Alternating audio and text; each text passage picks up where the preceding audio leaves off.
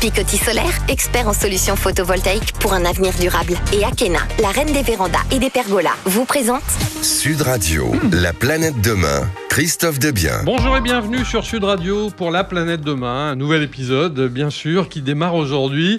C'est une émission optimiste et positive que nous faisons et qui donne la parole aux acteurs du changement et aux porteurs de solutions environnementales et qui vous réconcilie avec l'écologie. Et aujourd'hui justement nous avons le plaisir d'accueillir dans nos studios deux acteurs de l'écologie positive. J'ai nommé Pierre Bellagambi, fondateur dirigeant de la société Kista, une deep tech française spécialisée dans la démoustication, plutôt éco-responsable. Et puis, nous avons également Mathieu Rochard, qui lui est fondateur et directeur général de la société Symphonix, qui propose des solutions d'énergie pilotées pour la rendre plus compétitive et durable. Bonjour à tous les deux.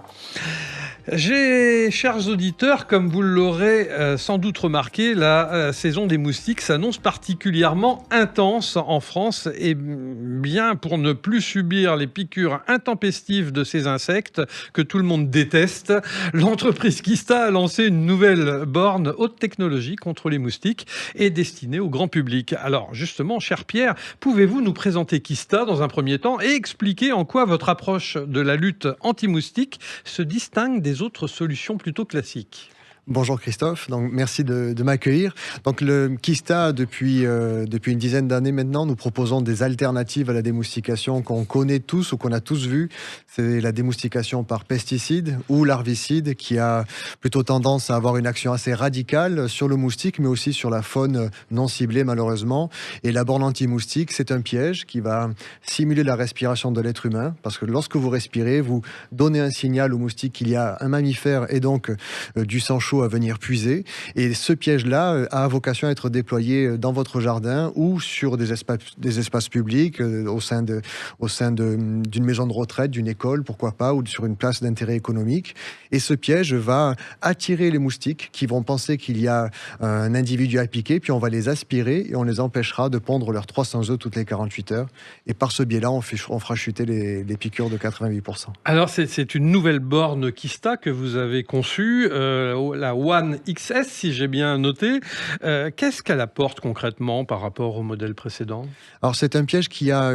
L'innovation majeure de ce piège, c'est sa résilience. On va diviser par quasiment 20 la consommation de produits qui vont permettre le biomimétisme, à savoir notamment le dioxyde de carbone que vous émettez lorsque vous expirez et des acides que vous produisez lorsque vous transpirez. Et cette division par 20 nous permet de réduire l'objet et de faciliter toutes les opérations logistiques qui permettent de l'industrialisation jusqu'à la livraison chez le client. C'est l'équivalent d'un volume de 2 boîtes à chaussures, donc ça nous permet d'avoir des perspectives économiques beaucoup plus intéressantes que ce qu'on avait de prime abord. Alors on entend parler aussi souvent des moustiques tigres qui forment une invasion, notamment en France maintenant. Est-ce qu'ils sont aussi compris dans votre viseur, ces moustiques tigres, ou sont-ils à part ? Alors, ils sont aussi compris dans notre viseur. Ils sont au même titre que le moustique qui vous pique et qui vous dérange pendant l'apéritif. Il y a aussi ce moustique qui vous pique pendant la journée et en début de soirée, mais c'est un moustique qui transmet des maladies vectorielles, donc la dengue, le chikungunya ou le Zika encore. C'est une espèce invasive qui s'adapte à nos conditions de vie en tant qu'être humain et on peut les considérer comme des moustiques domestiqués. Ils sont capables de pondre dans le cendrier ou le verre oublié sur votre terrasse parce qu'ils détectent cet objet comme un endroit qui aura de l'eau et où ils pourront pondre leurs œufs. Et donc cette capacité à s'adapter les rend invasifs et dangereux parce qu'ils transmettent des maladies mortelles. Alors vous évoquiez tout à l'heure une solution non nocive, mais en quoi est-elle plus respectueuse de la santé et de l'environnement, bien sûr? En fait, le piège va produire les mêmes molécules qu'un être humain lorsqu'il est en activité. Donc un piège, lorsque j'ai créé la société, équivalait à un être humain lorsqu'il était en activité. Aujourd'hui, le piège en divisant par 20 la production de consommables, finalement, est un être humain qui va respirer un jour sur 20 et qui ne laissera pas plus de traces dans l'environnement que... Donc ça veut dire que votre technologie repose sur le biomimétisme, c'est ça? Exactement, le biomimétisme, c'est s'inspirer de la nature pour pouvoir mieux performer. Et là, en l'occurrence, c'est attirer le moustique, l'empêcher de pondre ses œufs. On est sur un traitement de fond, donc faire chuter les nombres d'œufs pondus, c'est indirectement faire chuter le nombre de piqûres dans l'espace où on travaille, et ça permet d'avoir un impact curatif efficace.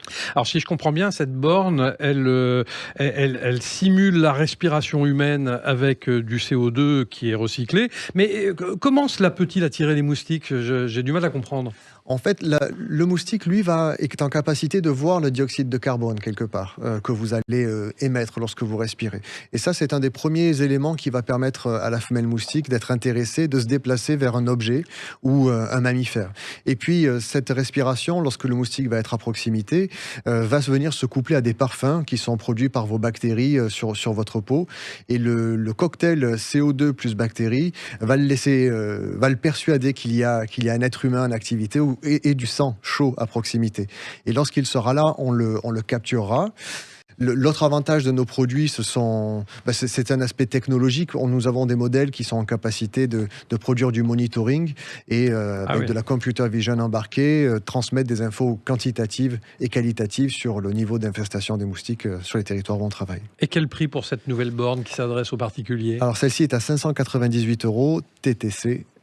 Est disponible à partir de la mi-mai. Et ça se trouve facilement ? On les trouve facilement ? Oui, sur notre site kista.com et bientôt au sein d'un réseau de magasins de distributeurs un petit peu partout en France. Alors je rappelle que cette borne a un rayon d'action d'environ 60 mètres, hein, c'est bien cela ? Oui. Comment se positionne votre borne face à la concurrence ? Alors, il y a effectivement l'aspect de la distance. Hein. On a des pièges qui sont concurrents, qui auront une vocation à être déployés, mais sur des superficies moins importantes. La véritable différence, elle s'appuie sur des publications scientifiques qui ont été l'objet de recherches de plusieurs scientifiques sur le long cours, sur plusieurs années. Et cette capacité à tirer le moustique sur de longues distances nous permet de protéger des grands centres urbains. Par exemple, l'Émirat d'Abu Dhabi dispose d'1 millier de pièges pour protéger des hôpitaux, des villas. On a à peu près 16 000 pièges déployés sur le territoire. Et nous avons de grands comptes comme des États qui achètent nos machines pour protéger sur de grandes échelles la population. Et quelles sont les ambitions de Kista à l'international dans les mois et années à venir ? Vous parliez justement d'Abu Dhabi, mais est-ce que vous allez au-delà de ces pays du Moyen-Orient ? Oui, on travaille actuellement dans 37 pays.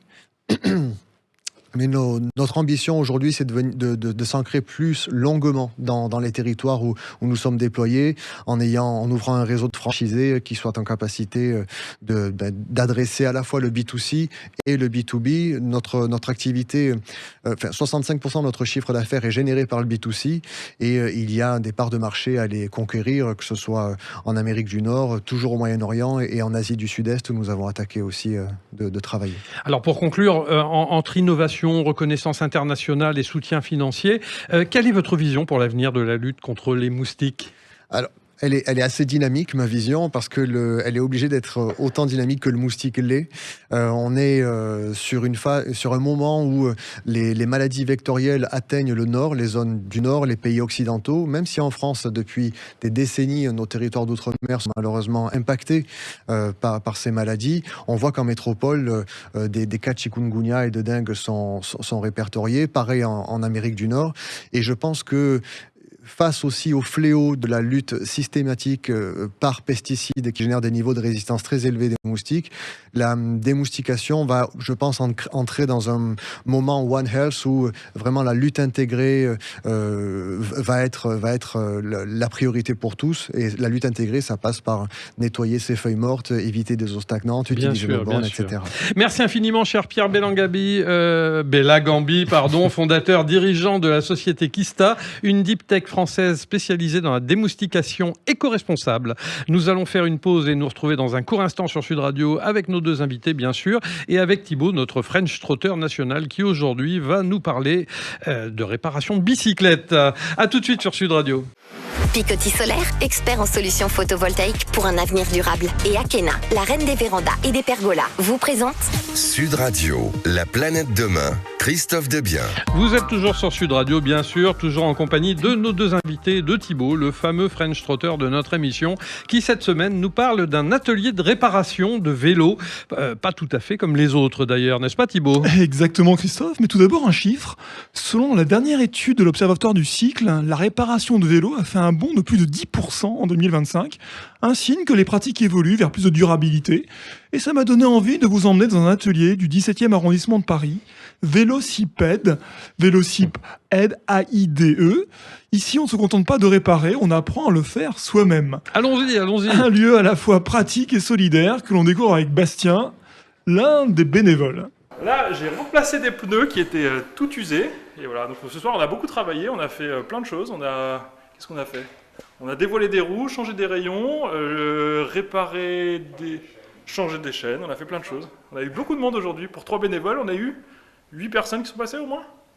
Plus de 8, plus de 10 personnes. Donc voilà, on a bien travaillé en 3 heures, on a bien travaillé. Ce qui est formidable ici, c'est qu'on apprend à réparer soi-même. Et j'imagine que les gens qui viennent ici repartent avec un savoir-faire, ils pourront réparer leur vélo à la maison, non ? C'est le but qui est recherché. À la maison et surtout sur la route. Parce qu'à la maison, c'est bien, mais c'est vrai qu'on se rend compte qu'il y a beaucoup de gens qui ne maîtrisent pas forcément le changement d'une chambre à air sur la route. Et il n'y a rien de plus galère que de se retrouver à 30 km de la maison avec une chambre à air percée et de ne pas pouvoir rentrer. Voilà. C'est important pour vous de participer à la décarbonation des transports ? Oui, idéalement, c'est vrai que on trouve que, en tout cas pour mon cas, je trouve que on a plein de vélos. Moi, je viens de Bourgogne et là, j'ai encore ramené de Bourgogne 2 vélos Peugeot en super état qui allaient passer à la déchetterie. C'est des vélos qui ont été construits dans les années 80-70. Ils sont increvables.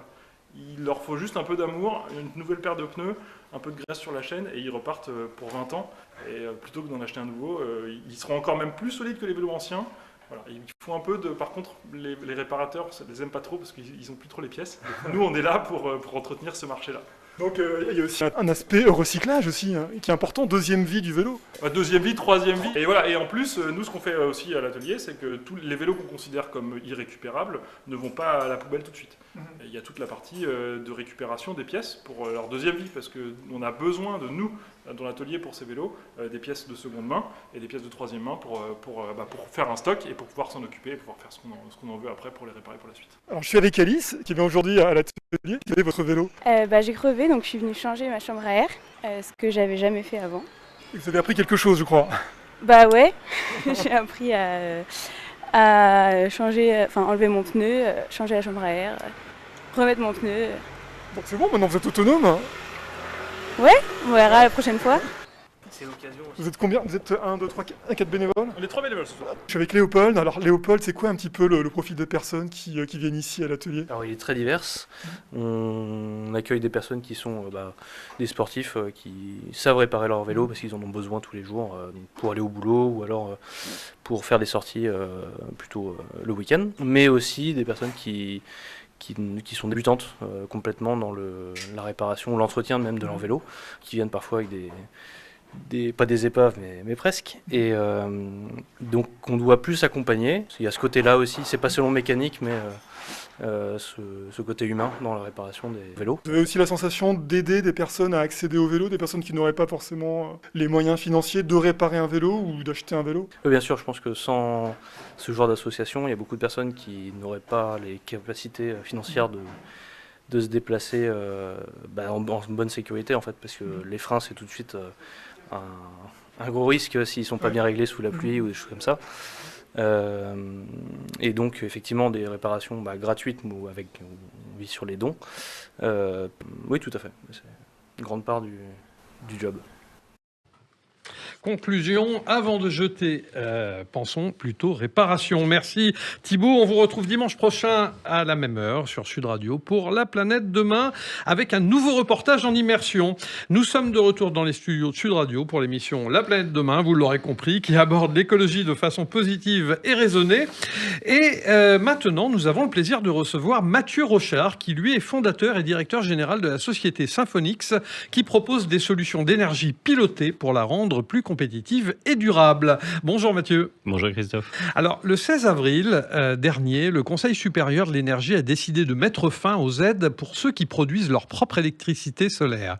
Désormais, produire son énergie reste intéressant, mais il sera plus avantageux de la consommer soi-même plutôt que de la revendre. Symphonix est une entreprise européenne du secteur de l'énergie, spécialisée plutôt dans la gestion intelligente de la production, du stockage et de la consommation d'énergie.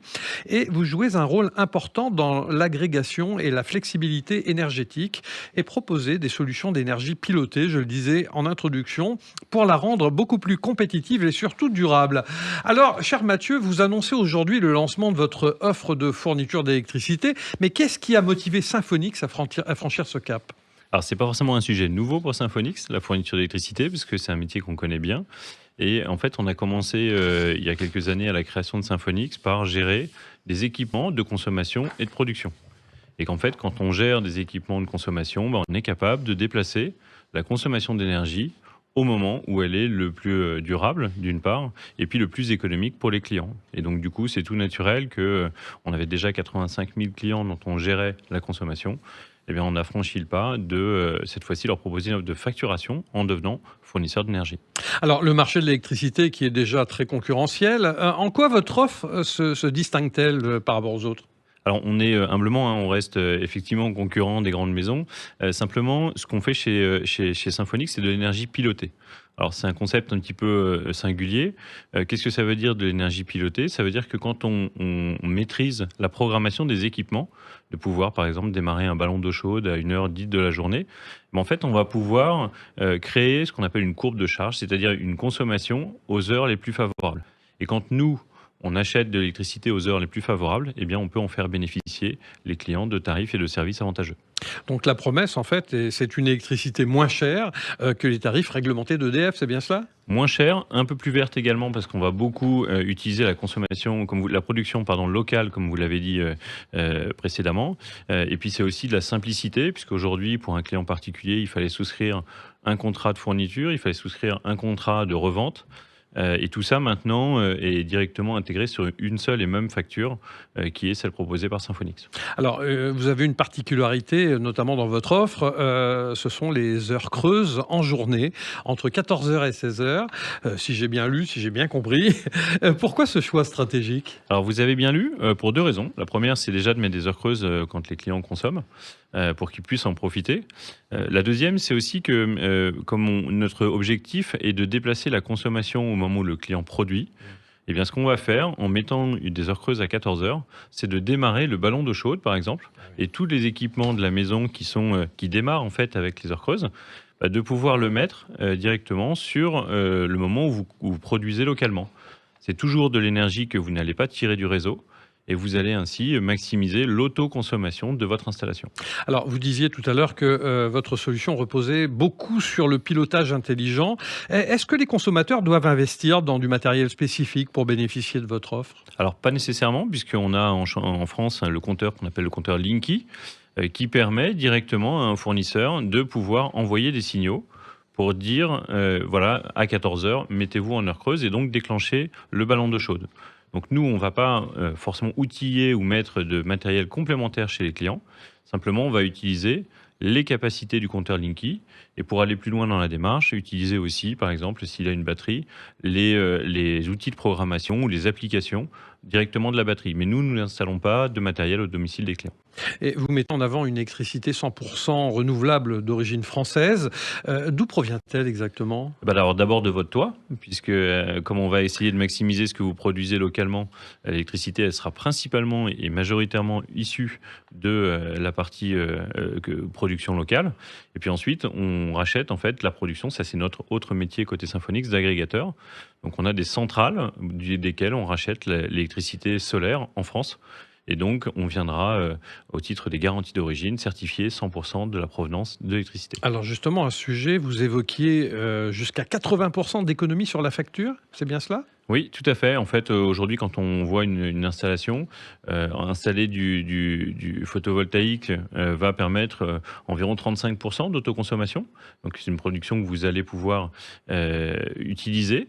Deuxième point, si vous mettez des batteries ou si vous asservissez des ballons d'eau chaude, comme on l'a indiqué tout à l'heure, eh bien, en fait, on va déjà consommer beaucoup moins d'énergie du réseau plutôt que la production. Et enfin, le surplus, c'est-à-dire que ce que vous allez pouvoir produire mais ne pas consommer directement chez vous, va permettre d'être acheté, puisque Symphonix va aussi se positionner sur le rachat du surplus. Alors, cette offre semble particulièrement adaptée à l'autoconsommation. Est-ce que c'est selon vous l'avenir réellement du marché de l'énergie ? Je crois que le signal, il est clair. Et vous rappeliez en préambule le comité supérieur de l'énergie du 16 avril.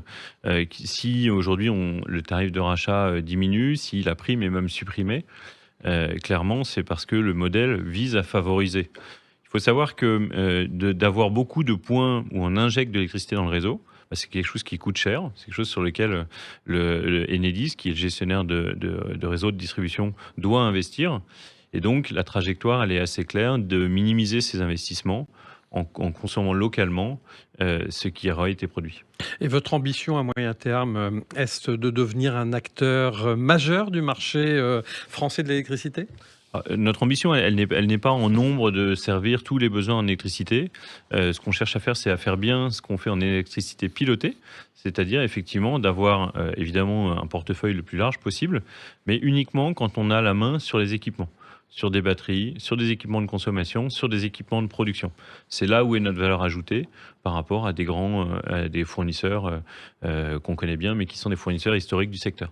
Merci infiniment, cher Mathieu Rochard, fondateur et directeur général de la société Symphonix, qui propose des solutions d'énergie pilotée, vous l'aurez compris, pour la rendre plus compétitive et surtout durable. Il me reste à vous souhaiter à toutes et tous un excellent dimanche, avant de céder le micro à Alain Marty pour Invino, l'émission à écouter sans modération. Et pour ma part, je vous retrouve sur Sud Radio dès demain matin à 7h35 pour la Minute Planète et bien sûr dimanche prochain à 12h30 pour la Planète Demain.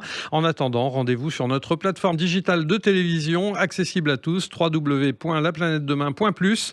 Prenez soin de vous, de vos proches et bien entendu de la planète. À très vite.